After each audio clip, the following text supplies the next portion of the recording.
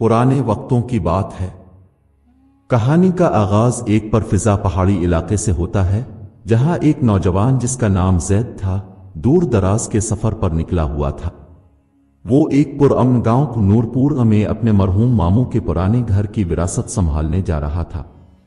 जैद एक नर्म मिजाज और तालीम याफ्ता लड़का था, मगर दुनिया की चालाकियों से कुछ नावाकिफ। सफर लंबा था, इसलिए जब शाम पड़ने लगी तो उसने एक छोटी सी पुरानी सराय में क़याम किया।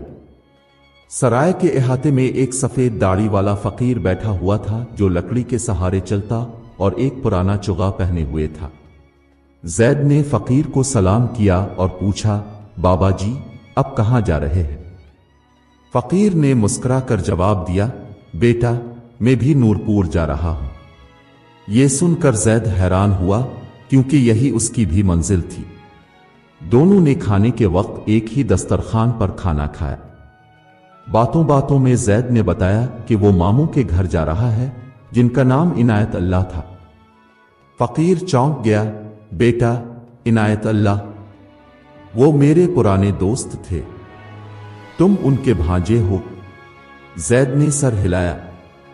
फकीर ने आह भरी और कहा, बहुत अच्छे इंसान थे। अगली सुबह दोनों ने सफर इकट्ठे तय करने का फैसला किया, मगर रवानगी से पहले जैद ने फकीर से एक शर्त रखी, बाबा जी, एक बात का वदा कीजिए, दौरान सफर अब मेरे किसी अमल पर सवाल नहीं करेंगे। फकीर ने हैरत से पूछा, कैसी शर्त है ये? जैद ने संजीदगी से कहा, बस वदा कीजिए, सवाल मत कीजिएगा। फकीर ने मुस्कुरा कर वदा कर लिया, मगर दिल ही दिल में इसे जैद की बात अजीब जरूर लगी। जैद और फकीर पहाड़ी रास्तों पर पैदल चलते जा रहे थे। जंगल के बीचों बीच पगडंडियों पर चलते हुए दोपहर हो चुकी थी। सूरज सर पर था और दोनों थकन से निढाल हो चुके थे। कुछ फासले पर एक पुराना सायादार बरगद का दरख्त नजर आया। दोनों ने वहां बैठकर कुछ देर आराम करने का फैसला किया।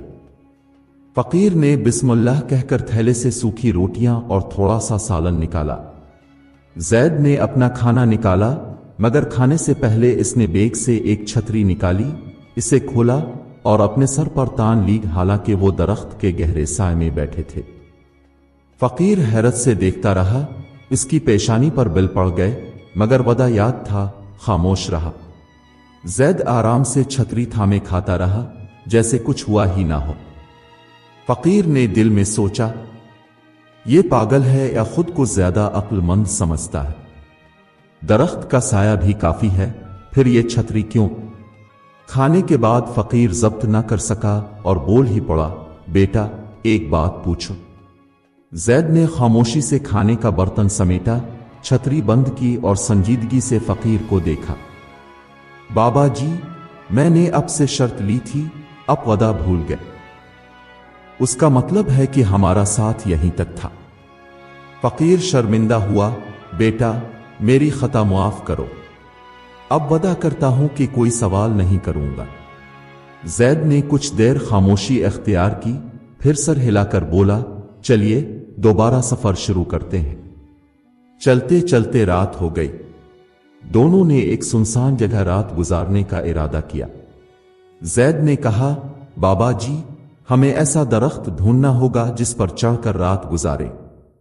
जमीन पर सूना महफूज नहीं। फकीर हैरान हुआ, दरख्त पर? बेटा, मैं तो बूढ़ा आदमी हूं, चढ़ना मुश्किल होगा। मगर जैद ने शर्त की याद दिला दी। मजबूरी में फकीर मान गया। जैद ने एक मजबूत पेड़ तलाश किया और फकीर को सहारा देकर ऊपर चढ़ाया, फिर खुद भी चढ़ गया। दोनों तने से टेक लगाकर बैठ गए। हवा हल्की चल रही थी। जंगल की खामोशी में पत्तों की सरसराहट, दूर कहीं उल्लू की आवाज, मगर जैद पुरसुकून था। फकीर ने दिल में कहा, यह कैसा इंसान है? कुछ तो राज है इसकी उन हरकतों में। रात आहिस्ता आहिस्ता गुजर गई। जब सुबह हुई, जैद ने फकीर को नीचे उतारने में मदद दी और दोनों ने दोबारा सफर शुरू किया। सुबह की ताजा हवा में दोनों मुसाफिर आगे बढ़ते रहे। زید پر سکون اور چپ چاپ آگے چل رہا تھا، جبکہ فقیر اب زید کی ہر حرکت پر اندر ہی اندر تجزیہ کرتا جا رہا تھا۔ کافی دیر چلنے کے بعد دونوں ایک ندی کے کنارے پہنچے۔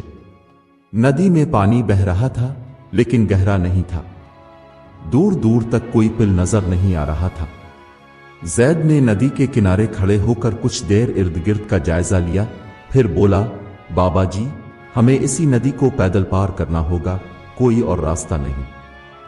فقیر نے سر ہلایا، چلیے بیٹا، جیسے تم کہو۔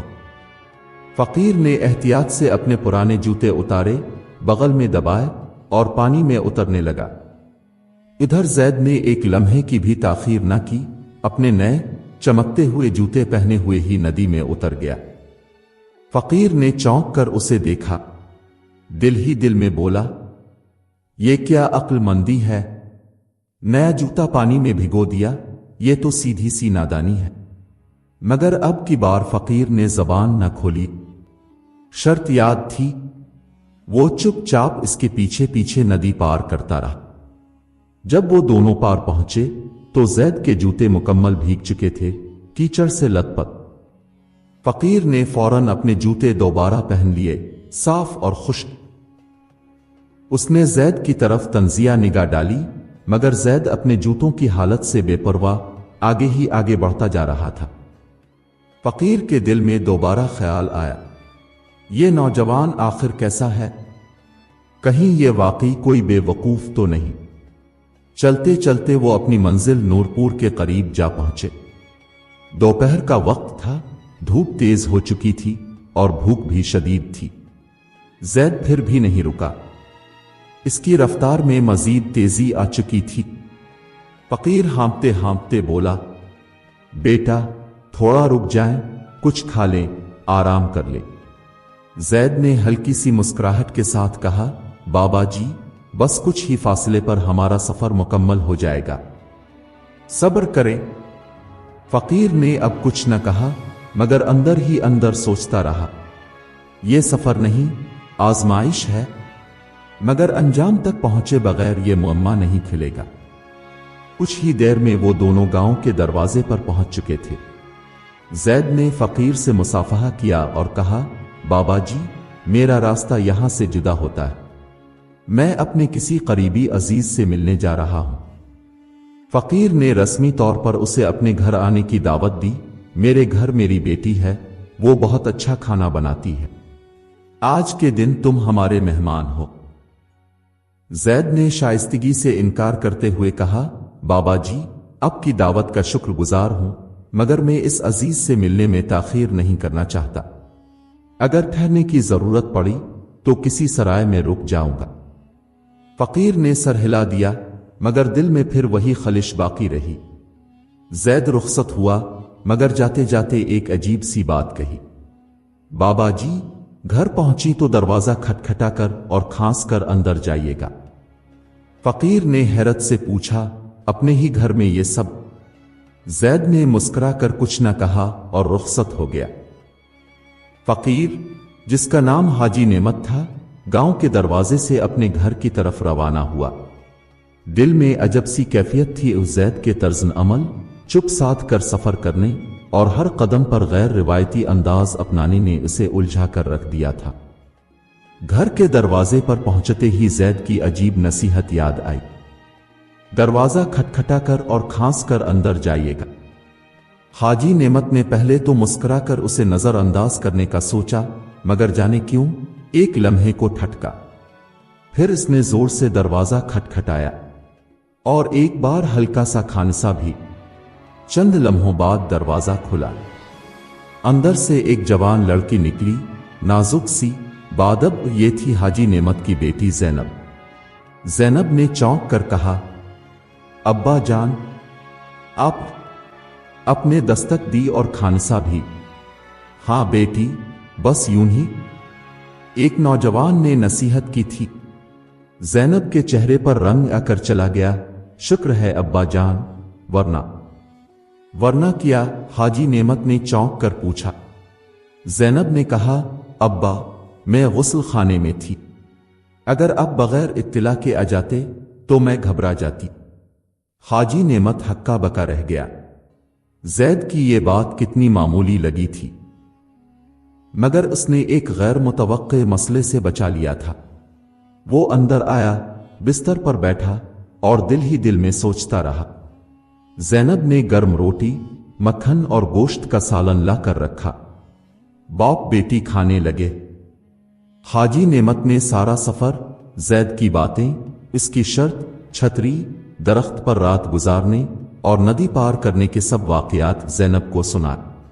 ज़ैनब बड़ी तवज्जो से सुनती रही, फिर धीरे से बोली, अब्बा जान, वो नौजवान बेवकूफ नहीं था, वो बहुत समझदार था। समझदार? वो जिसने साया में बैठकर छतरी खोली, जिसने नदी में जूते भिगो दिए, जिसने बूढ़े को दरख्त पर चढ़ा दिया। ज़ैनब मुस्कुराई और कहने लगी, जी हां, छतरी इसलिए खोली ताकि दरख्त पर बैठी चिड़ियां या परिंदे खाने में कुछ न गिरा दें, एक एहतियात थी। रात दरख्त पर गुजारना इसलिए बेहतर था कि नीचे सांप, बिच्छू या जंगली जानवर हमला कर सकते थे, एक हिकमत थी। और नदी में जूते ना उतारना, शायद वो जूते से ज्यादा अपनी जान को महफूज रखना चाहता हो। जूते बह सकते थे, पांव जख्मी हो सकता था। ये भी अक्ल थी, कुर्बानी थी। हाजी नेमत ने पहली बार खामोश होकर उन बातों पर गौर किया। ज़ैनब ने कहा, अब्बा, अगर वो नौजवान यहां से जा चुका हो तो अफसोस होगा, अगर अभी है तो उसे खाने पर बुलाएं। हाजी नेमत ने मुस्कुरा कर कहा, बेटी, तुमने मेरी आंखें खोल दी हैं। अगर वो नौजवान सराय में हुआ तो मैं खुद जाकर उसे दावत दूंगा। ज़ैनब के चेहरे पर मुस्कुराहट फैल गई। अगले ही दिन सुबह सवेरे हाजी नेमत सराय की तरफ रवाना हो गया। वो दिल ही दिल में दुआ कर रहा था कि ज़ैद अभी वहीं हो। गांव की पुरानी सी सराय, जो मुसाफिरों के लिए ठिकाना बनी रहती थी, दौर से ही दिखाई देने लगी।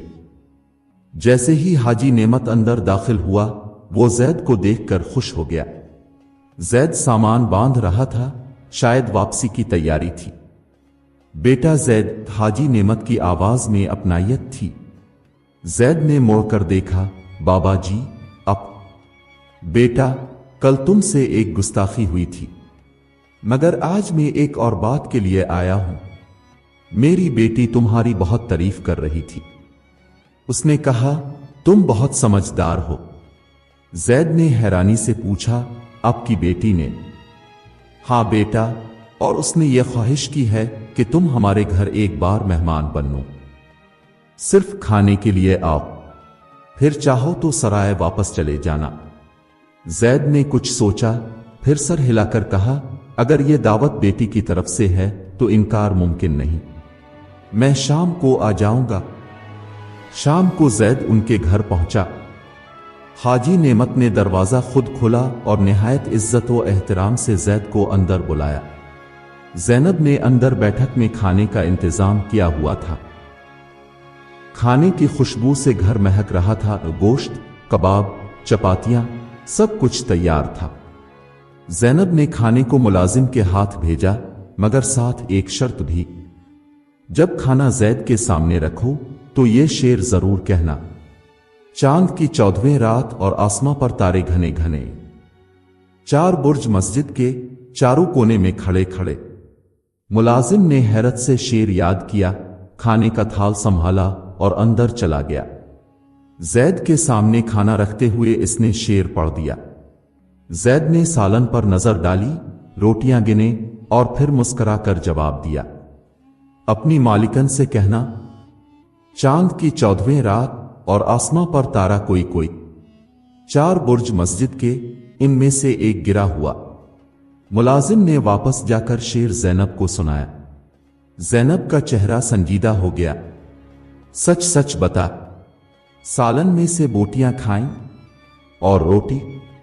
मुलाजिम घबरा गया, इसके चेहरे का रंग जर्द पड़ गया। ढिग्गियती हुए बोला, बीबी जी, गलती हो गई, बस खुशबू से दिल बहक गया था।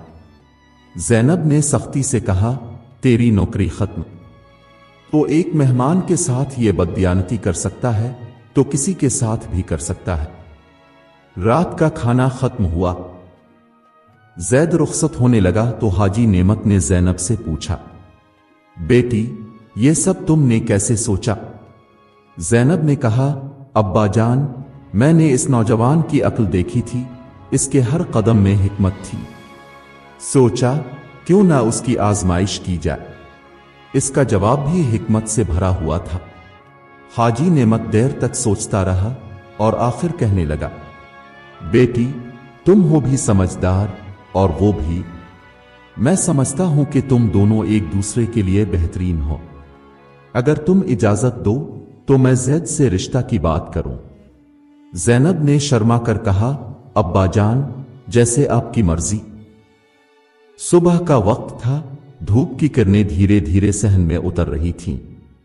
हाजी नेमत का दिल आज कुछ खास बेचैन था। वो कई बार बैठकर उठा, कभी दरवाजे की तरफ देखता, कभी ज़ैनब के कमरे की तरफ। आखिरकार उसने अपने दिल की बात कहने का इरादा कर ही लिया। वो सीधा सराय की तरफ गया जहां ज़ैद क़याम पजीर था। ज़ैद सामान समेट रहा था। सफर के आसार उसकी आंखों में थे। हाजी नेमत ने आहिस्तगी से आवाज दी, ज़ैद बेटा। ज़ैद ने मदब होकर जवाब दिया, जी बाबा जी, हुक्म करे। हाजी नेमत कुछ लम्हे खामोश रहा, फिर धीरे से गोया हुआ, ज़ैद, मेरे पास दुनिया की दौलत तो नहीं, बस एक ही बेटी है, ज़ैनब। मेरे घर, मेरे दिल, मेरी जिंदगी की आखिरी खुशी। मैंने तुम में वो सच्चाई देखी है जो आजकल के जमाने में कम लोगों में मिलती है। तुम्हारी बातें, तुम्हारी शर्तें, तुम्हारा सुकूत, ये सब हिकमत से भरा हुआ था। मैं चाहता हूं कि तुम मेरी बेटी का हाथ थामो।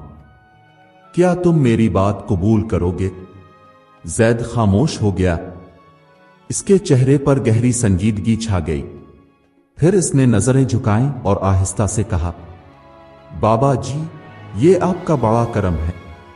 मैं इस लायक नहीं, लेकिन अगर आप और ज़ैनब बीबी वाकई मुझ पर एतमाद रखते हैं तो मैं वादा करता हूं कि हमेशा इज्जत, वफादारी और इखलास से इस रिश्ते को निभाऊंगा। हाजी नेमत की आंखों में खुशी के आंसू आ गए। उसने ज़ैद को गिले से लगा लिया। चंद रोज बाद ज़ैद अपने माँ बाप को साथ लेकर नूरपुर वापस आया। सादगी मगर खुलूस से भरपूर निकाह की तकरीब हुई। पूरे गांव में बात फैल गई कि हाजी नेमत ने अपनी बेटी का रिश्ता एक अजीब मगर अक्लमंद नौजवान से किया है। शादी के बाद हाजी नेमत के घर में सुकून उतर आया। ज़ैनब और ज़ैद एक दूसरे की अक्ल, फहम और इज्जत का एहतराम करते थे। एक दिन शाम को ज़ैनब ने ज़ैद से पूछा, ज़ैद, एक बात सच सच बताओ, सफर में वो सब कुछ क्यों किया?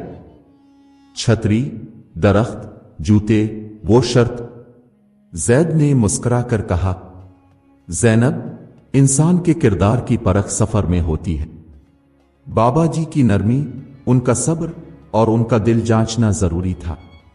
और मैं जानना चाहता था कि क्या वो सिर्फ बुजुर्ग होने के नाते इज्जत के काबिल हैं, या इनमें वो दरगुजर, ज़ब्त और ज़र्फ भी है जो असल बुजुर्गों में होता है। शर्त एक आजमाइश थी, उनके लिए भी और मेरे लिए भी। ज़ैनब मुस्करा दी। और मेरा इम्तिहान? ज़ैद ने शरारत से कहा, वो तो शेर में था जो तुमने पास कर लिया। और फिर दोनों हंस दिए। ऐसे ही ज़ैद और ज़ैनब की जिंदगी इल्म, मोहब्बत, बर्दाश्त और हिकमत से भरपूर चलती रही। और हाजी नेमत अक्सर सहन में बैठा दुआ करता, आ अल्लाह, हर बेटी को ऐसा शौहर अता फरमा जो उसकी इज्जत करे और हर बाप को ऐसा इत्मीनान नसीब हो जैसा तूने मुझे दिया।